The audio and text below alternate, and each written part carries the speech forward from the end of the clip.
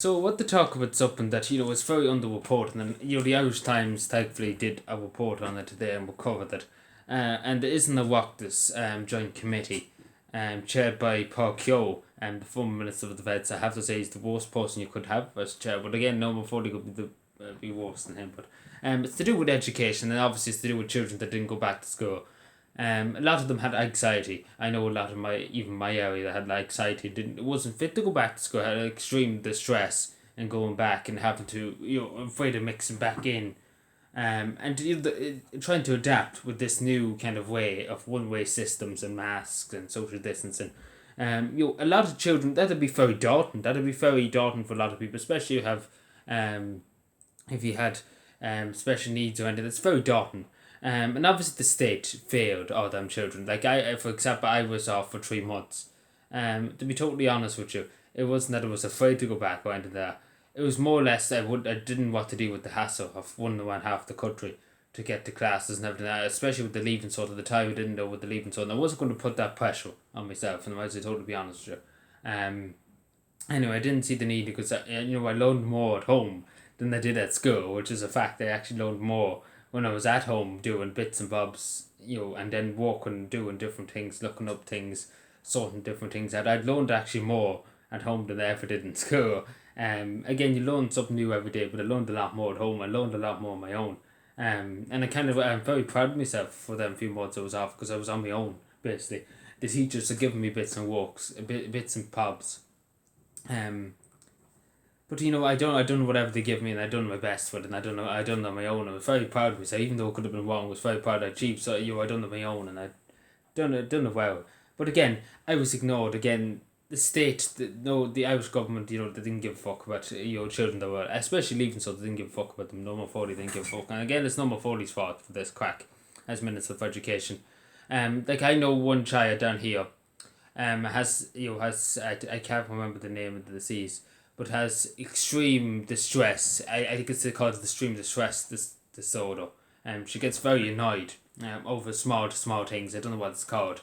I think that's what they call it. Extreme distress disorder or something like that. She gets very annoyed, even if like say for example the flag tipped over, she was here. She get very upset and would get very emotionally annoyed and very upset.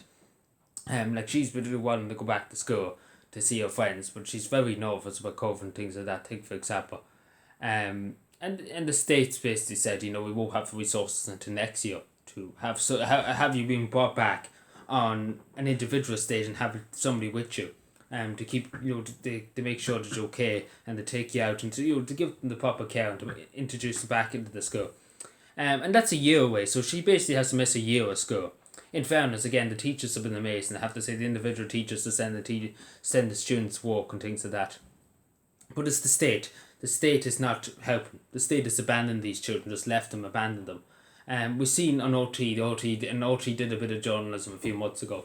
Where they covered a girl that's not going to get back to her school until 2022 because she has extreme anxiety. And she has another disability. And she's not going to be covering the 2022, and Norma Foley just left or abandoned her. Even though she was on OT News, nothing was done about it. The Department of Education didn't care.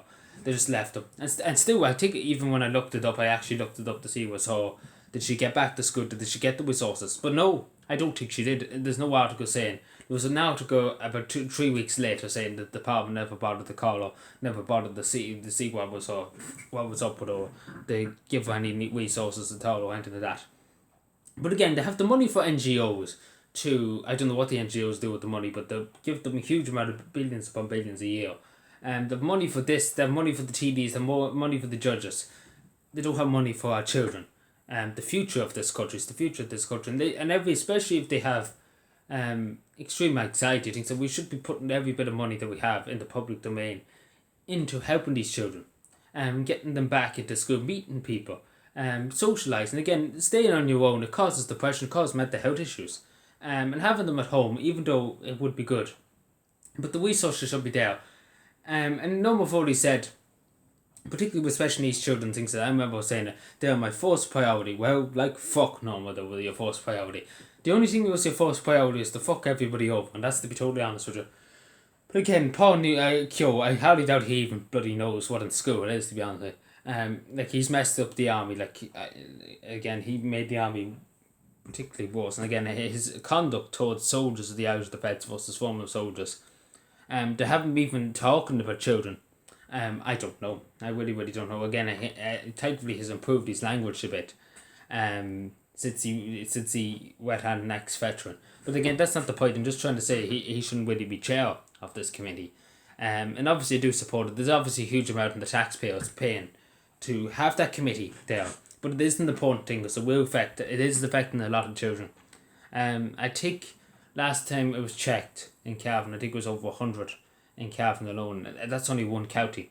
You think about the rest of the schools, both primary and secondary, I think it's over 100. It's 120 if I think I'm right in saying. But that's in Cavan alone, just off the top of my head, because I remember seeing something. I think it is 120. And they never went back to school, I think, not even once this year. And no support was given to them. The department just left them there. And even though the parents paid their insurance and everything to the school, it was just, they were abandoned. And the same, they paid their taxes to the state, and the state just said, I don't care. It just didn't care. It didn't help them out. But again, we can't ignore this problem. We can't ignore it because it obviously will be a problem next year too. Because these children will be, again, even primary school level, it's hard for them to adapt seeing teachers with masks and things like that. It's not easy. You think about if you're a young kid. It's not easy. It's not easy going around without seeing people with masks. You'd be scared. I think it was the zombie apocalypse, to be honest. Oh, I think aliens were afraid of me, to be honest. And I don't mean to make light of the situation, but that's what I would think if I was in their situation, that going into first or second class. Like, take for example, there's some children that are afraid to go back. And that's understandable, the fear that's going around and everything like that from the media and things like that. And the fear being projected onto the television screens, to their programs and things like that, is atrocious, really. And again, I say to parents, to do push very hard your local ETB, your local TDs, because the young child is entitled to education more than anybody else. And obviously if they need the necessary needs to go back to school, there should be the TDs should be willing to take a pay cut to get that child back to school and back to education and back to seeing their friends. Above all else, if they love nothing, is to make friends and to mix and to being able to socialise. Again, that's the one thing you need in life, and not letting them abandon them and leaving them on their own. Again, I have to say, just when I'm off here, I have to say I'm very accomplished, even though I lost 4 months of my education, to be totally honest with you, because I didn't get it, and I did not get as much points and credits in LCA than anybody else. But again, do I care? Not particularly, because again, it's all about you. How does you out, and that's the simple statute. How does you out, and to how to conduct with your scores and things like that. I never cared less about it. If I got 100 credits, if I got 2 million credits, I wouldn't care less. If I was Ireland's most brightest student, I couldn't care less, as long as I had me out and I was happy. And that's all that matters. And I had a bit of crack with a few people and talked to a few friends, met amazing people in my school. That's what matters. And again, to Norma Foley, a big fuck you. Because you're the worst minister. And again, it's been a fine cherry pick to pick out of. But again, the worst minister ever, like just abandoning our children. Children that need the support. And again, she's getting a pay rise. It's just like getting the bin. It's just like, it's a crazy country. That's all I say.